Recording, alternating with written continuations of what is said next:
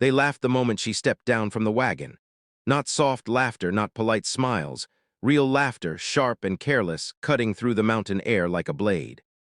Whispers followed her bare feet as they touched the cold dirt outside the old timber lodge, the place where the wedding was supposed to begin. "No shoes," someone scoffed. "Is this some kind of joke?" another murmured. The bride stood still, her dress simple but clean, white cotton brushed with mountain dust at the hem. Her toes were red from the cold, bruised from the long walk down the rocky trail, yet her back was straight, her chin was lifted. She had walked miles that morning when the mule threw a shoe, and the road ended where the mountain decided it had no patience left for wheels. She hadn't complained once. Not when the frost bit her skin, not when the stones cut her feet, not even when she heard the laughter now. She had known this would happen.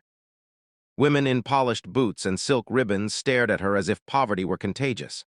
Men shook their heads, smirking, already convinced the marriage was a mistake. A shoeless bride, marrying a mountain man no one truly understood. He stood apart from them all, tall and broad, his shoulders wrapped in a dark coat worn thin by snow and time. His beard was rough, his eyes sharp and watchful, the kind of eyes that had faced blizzards and wolves and long, lonely nights without flinching. He had heard the laughter too. He said nothing. But something hardened in his jaw. When she looked at him, her lips trembled, not from shame, but from fear that he might be embarrassed by her. That fear vanished the moment their eyes met. There was no pity in his gaze, no judgment, only something fierce and protective, something ancient and unmovable as the mountain behind him. Without a word, he stepped forward. The laughter faded into awkward silence as he reached her. Slowly, deliberately, he bent down and lifted her into his arms. Gasps replaced laughter. Her breath caught as she instinctively wrapped her arms around his neck. "She's my bride," he said, his voice low but powerful, echoing off the lodge walls. "And she won't walk another step on cold ground." He carried her past them all, past the judgment, past the whispers, past every person who thought strength came from appearances instead of endurance. Inside the lodge, warmth wrapped around them, the fire crackling like applause from the walls themselves. He set her down gently on a thick wool rug, knelt, and rubbed her feet to bring the color back. No one laughed now, no one spoke. They watched as understanding dawned.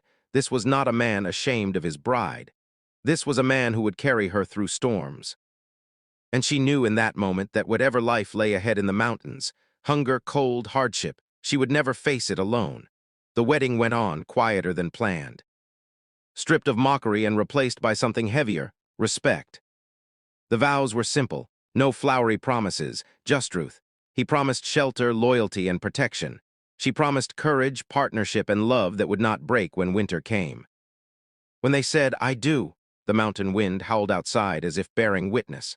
Some swore later it sounded like approval. Life with a mountain man was never easy.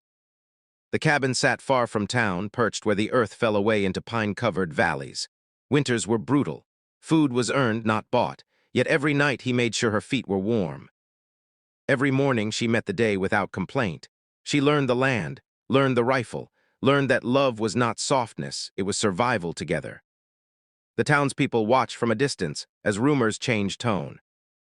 The shoeless bride became the woman who hauled firewood while pregnant, the woman who stitched wounds without flinching, the woman who waded through storms without fear, because she trusted the man who once carried her through laughter.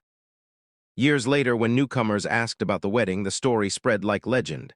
How they laughed at first, how they stopped.